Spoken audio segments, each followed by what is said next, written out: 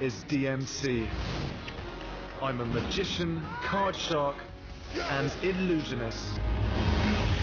Mamma mia, you're brilliant! For the past 10 years, I've performed magic around the world to the same incredible effect. Now I'll explore it in all its forms to create impossible tricks and extraordinary illusions. How could he pull that off? That will take you beyond magic.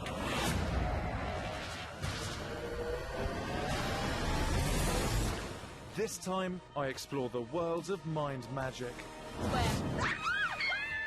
Where the boundaries between psychology, suggestion, and illusion are blurred to impossible effect. I feel really quite stunned. Culminating in the most dangerous feat of mentalism I've ever attempted. The wrong choice will prove disastrous. Hopefully you can still do magic in a wheelchair.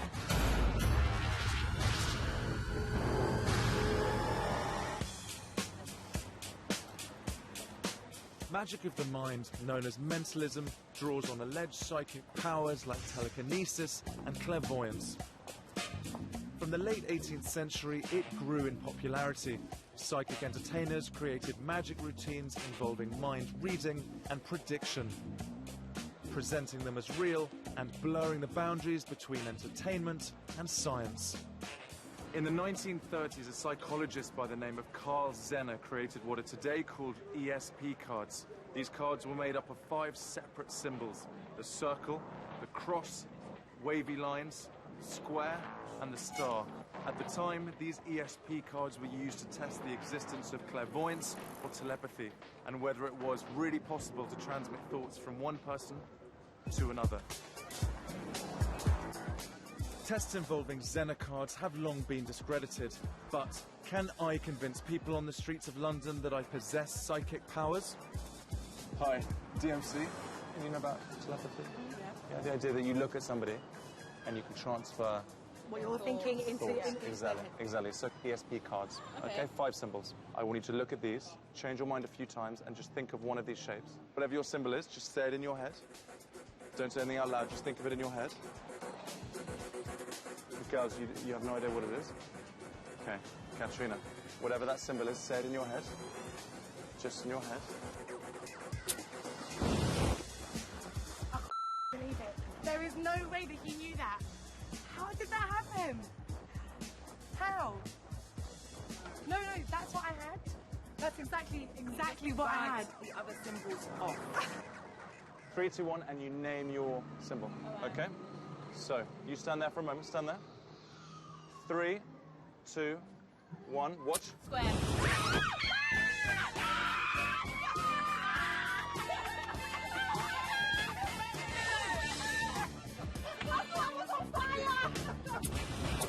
When he put out the lighter and he burned it, I can't believe that was what I was looking at. Only way to do this is if he could have read my mind. Just made all the others disappear apart from that one. It was in her head. Sweating, you know. Oh, that was intense. Is there anything spiritual? He's a magician. That was voodoo. Oh my god. Yeah, he found the symbol straight away that I was looking for, what I was thinking of. I don't get it. I think because he was bare looking into my eyes, like, is there a square in my eye? He thinks it's a square. Really amazing. Yeah, pretty cool. The original ESP experiments used 25 Zener cards, with the 5 symbols repeated 5 times. So now I'd like to try and experiment in ESP with you. In a moment, I'm going to run through the cards, and I want you just to visualize, see one of the shapes in your mind. Any shape, just not the front card. As I riffled the cards, did one of them stand out? If so, burn that card into your mind. So whatever shape you have in your head, visualize it, see it in your mind.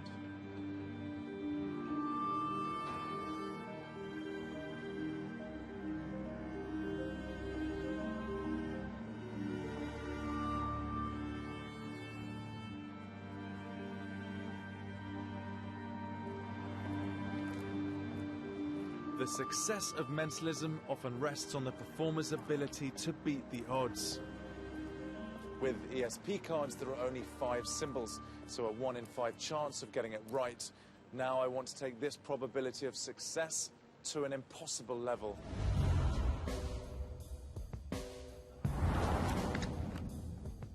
I've invited 21-year-old engineering journalist Mike to my card table in the heart of London.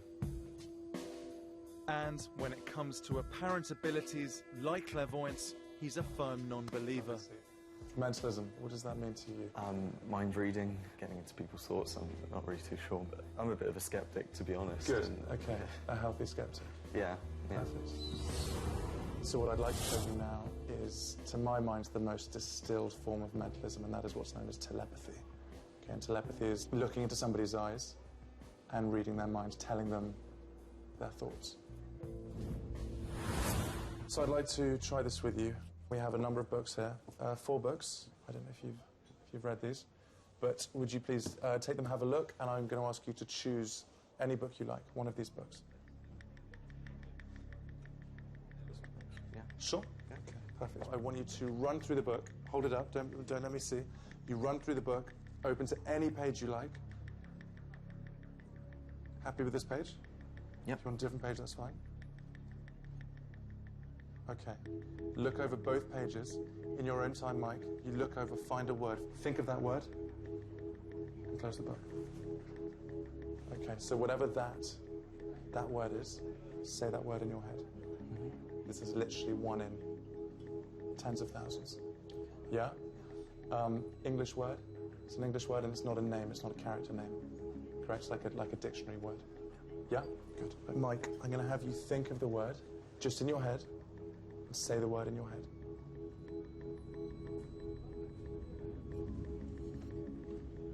Okay, go with a letter. Go with the letter towards the ends of the word. Somewhere towards the end of the word, think of one letter.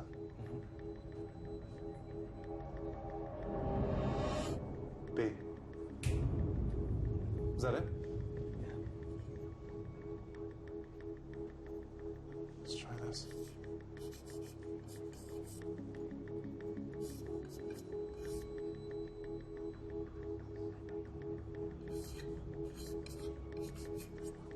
Okay, I'm going to go with this.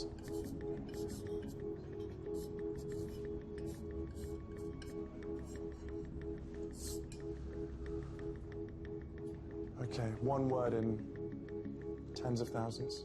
Yeah. What was your word? It's unrecognizable. Unrecognizable.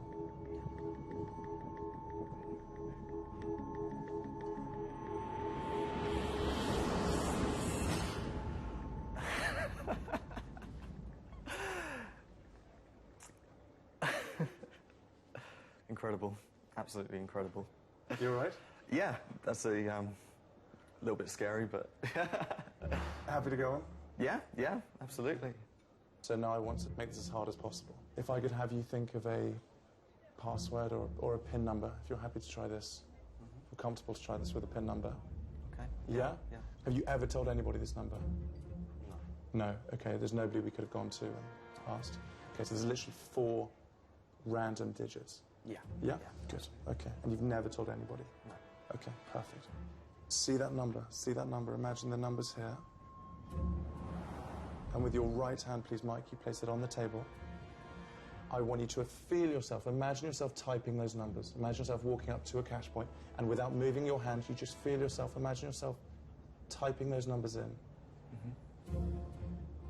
And again, see the numbers here. Okay.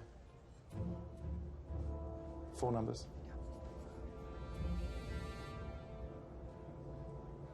Okay, okay.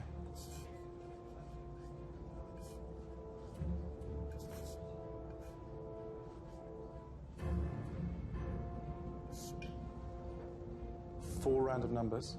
Yep. You've never told anybody this number? Nobody. This is literally a thought in your head. Yeah. Okay, Mike, what is your PIN number?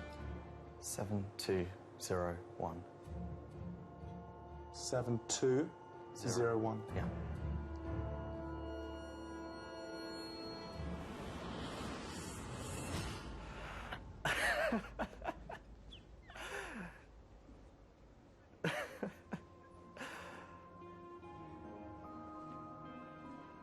No.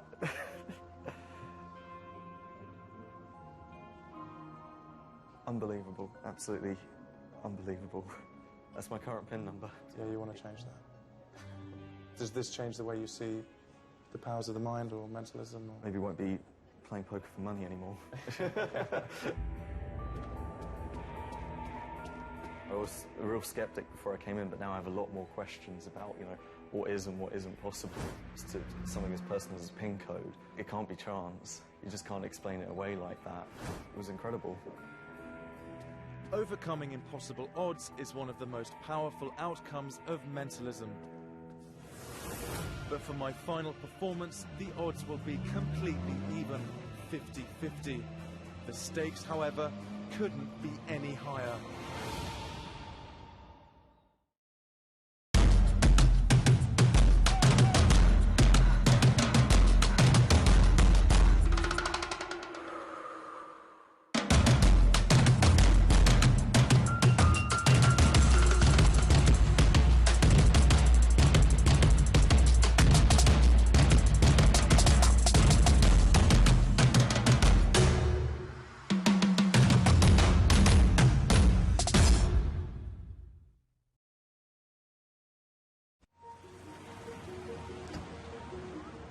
Mind magic comes in many forms. I've already delved into telepathy. Now I want to pay tribute to one of my personal heroes of mentalism, Uri Geller. In the 1970s, he captivated the world with his incredible displays of apparent psychokinetic power, and most famously, his dramatic performances of spoon bending. Now, I want to see if that effect is as powerful today as it was then. I'm going to give you those to hold on to for now. You just hold those. And Gaffer, I'm going to use these two, okay, which you can see exactly the same. Okay, and you can see that flat, almost flat across the neck, yeah? You hold that, just hold that for a moment. And you see this one here, watch this fork. If I bend this, I rub this here. It's moving. This is too much. No, this is a joke. This is This mad. is too much. Do you see it go? Oh my god. You see it go? Feel that, it's cold, it's not hot. Yeah? And you see already, you see it's bent a little bit. This is crazy. I Gaffer, give that that's a solid. This is Try solid. with it. This ain't bending. No, it's not bending. You have to put power, man. You have to apply pressure. That's what I was touching on top of. Look, let me try this again. Watch me bend this a little bit more. Bryn, you say go. You say go. Say go. Go. Nah, I'm gone. Let's go. This is No, mad. I need This to is watch mad. this. This is too much. It's moving in front of my I could eyes. see when I first did it. When I first started. I put my hand over the thing, over where the spoon was bending, to see if there was a force, supernatural force, or something pulling it. But I touched it, there was nothing on there. It was just bending itself. Do you see it go? What the? See it bending.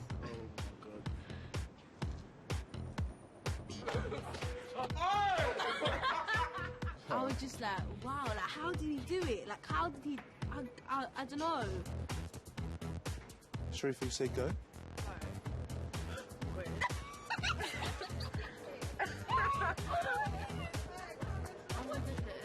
It was really cool. Like, I don't think I've never experienced that before. Yeah. Like, That's magic show ever. Like, I see it on TV, but I've never seen it in real life. Oh my god. What? His whole style made him look like he's been in places, he's seen things, he's traveled the world. I think maybe he's been somewhere we have never seen and got some magic powers by touching a stone or something. If you focus right on the neck here. You focus here, watch this. Watch it, begins to go. You focus right on that, you see it go? Do you see it go? You see it going? You feel it going? Yeah. You feel it going in your hand? Like this. And if you cup your hands, let go, and you cup your hands. Both your hands. Watch this.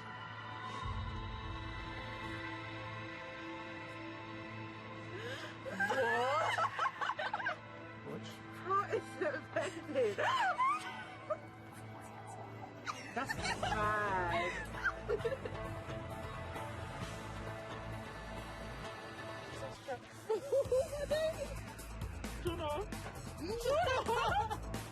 I'm scared. I can't take it. I actually can't. I can't. Yeah, it's sick. No, it's sick. I told you cut it off. Oh my god, how did you just do that? I normally think that when I watch these shows, the people standing around are all in on it. Yeah, that's what we think. I'm not in on it, trust me. Magic, sometimes you look at it, you think, is it real, is it not? Yeah. But, you know, you watch it from TV, you can't really say anything because you're not there to experience it. But when you see it in your own eyes, something you can't bend. Yeah. Bending by something that's unexplainable. It's a phenomenon. Uri Geller wasn't the only mentalist who shot to stardom in the late 70s. In 1979, an American university began a series of experiments into whether psychic powers existed. The experiment's subjects claimed that they possessed such powers, except they didn't. They simply used a combination of magic and mentalist techniques to fool the scientists into believing that they did. One of the participants of Project Alpha was an 18-year-old hoaxer. Today, he is one of the gods of mentalism, and I'm about to meet him. Mentalism's ability to convince an audience that the performer possesses supernatural, psychic, or mental powers is what makes it so compelling. And one of the great modern masters is Banachek. Banachek has played a part absolutely in my magical life. He's been this godfather figure in mentalism. For me, he's written and created and produced so much mentalism on so many different levels. One cannot really underestimate how dominant a role he is today in the world of mentalism. So now to sit with him is just the greatest dream, and to talk about all these things it's a real dream come true. Banachek, so thank you very much for this. Thank you for coming over. Good to be here. I remember buying your Psychonetic Silverware VHS cassette tape about 15 years ago, and that began my study of everything you've done. And of course, Project Alpha. I started reading about Project Alpha. How did that begin? Well, in 1979, James S. McDonnell at McDonnell Aircraft, they built planes for the military. He gave $500,000 to Washington University to study psychic phenomena. I was a kid who didn't know anything about magic. Didn't know there was such a thing as a mentalist. All I knew is that there were people that conned people using these methods. So I wrote to them and said, hey, I can bend metal with my mind. And I convinced scientists for 4 years that I was a genuine psychic, only to come out in the end and explain that everything I had done was an illusion. And basically, they would set something in front of us and say, can you do this? And I would say yes. Like they would have a little wooden stand with a groove cut into it, and they would put a bell jar on it, and there was a spike in the center, a little paper rotor underneath it, and they say, can you make it move? I'd go, yeah, sure I can. And I'd concentrate, sure enough, it'd be moving to the right. And they said, just to make sure it's not air currents, can you make it move to the left? And I'd concentrate, it'd be moving to the left. And they would cover it with anti-static material and things like that. And I was able to do all of these things. And these were magic techniques? These were magic techniques. But you have a phrase that you use for your mentalism, which is... Yeah, I say I take my 5 known senses to create the illusion of a sixth sense. We've got touch, we've got taste, sight, smell, and hearing. And those are the 5 that I tend to deal with. I always add that I use magic, because I use a lot of magic with what I do, so I feel like I have to put that in there, you know. And I use perceptual manipulation, which is manipulating your perception of how something is actually happening as well. And so I'm telling the truth when I say that, because I am using all those things, and I think that's an area that we have to be really careful of as mentalists, don't we? Because if you say that you're a psychic, and that's the only way you're doing something, that's just a lie. That's a straight-out lie. And you're leaving it open for somebody to expose you because you're not saying you're an entertainer anymore. Banachek has agreed to perform a piece of mentalism with me based on his mantra of manipulating the 5 primary senses to create the illusion of a sixth. To start out, we're going to use the sense of touch. So, George, you'll see there's a blindfold there. Do you see that blindfold? Yeah, sure. Hold it up against your eyes, please, and just make sure that you can't see through it. And when you're done, I want you to give it to Drummond. Drummond, put it on, but George, I want you to make sure that he can't see through it, please. And tell me when you've done that. It's pretty secure. Yeah, it's pretty secure? Yep. If you look on the table there, you're going to see there's a die. I want you to put it on the table with any number up, please. Drummond, I want you to take your index finger and just feel the top of the die and feel out the pips for us, please. Sense of touch.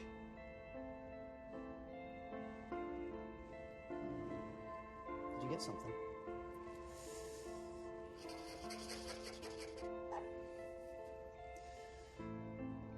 Drummond, would you remove your blindfold and just tell us what number's on top that you felt? It is number 1. It's a 1.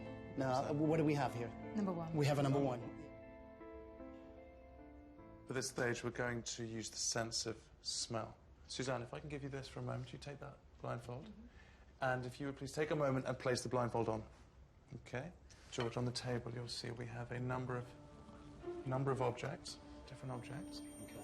Okay. Suzanne, would you just confirm you have no idea what these 5 objects are?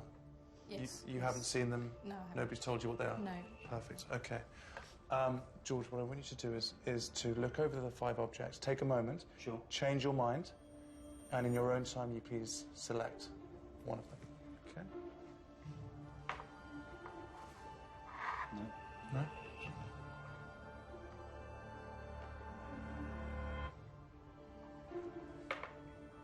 Yeah. Happy? Yep. Okay, perfect. Please hold it in your hands. Now, Suzanne, if you could please cup your hands. And in a moment, I'm going to ask both of you to raise your hands to your nose and to both inhale and take a big breath through your nose, okay? So you please do this now. You raise your hands, take a big breath. And you breathe out. And one more time, you breathe in. And you breathe out. Okay. Suzanne, did you get any sense of a smell, an aroma, anything at all? Yes. What was that smell? Lemon. Could you please, you take the blindfold off, Suzanne. You turn around. George, you show Suzanne. You're joking, right? That's fantastic. That's pretty impressive. Brilliant. Thank you both very much. Thank you. Thank you. Fantastic. Thank Wow. you. Her voice sounded very sincere when he said, what are you smelling? She said, I'm smelling lemon. Almost as if it was being transferred from myself to her. I don't know, it was quite strange.